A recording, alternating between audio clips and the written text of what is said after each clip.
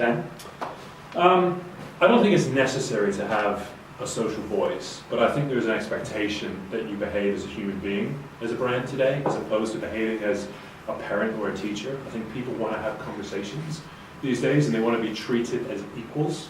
Now, whether or not that means you need to have a fun Twitter account or you need to have a social voice is probably a slightly different question. I think you need to have a transparent and a real communication with people, but not necessarily have lots of fun with them. They don't necessarily want to get content from every brand that they do business with. Yeah, I think that's a really interesting point, because I would say that every company needs some kind of social strategy, because it's difficult to think of any company that doesn't need to use social media in all its different forms to engage its employees, to engage potential employees.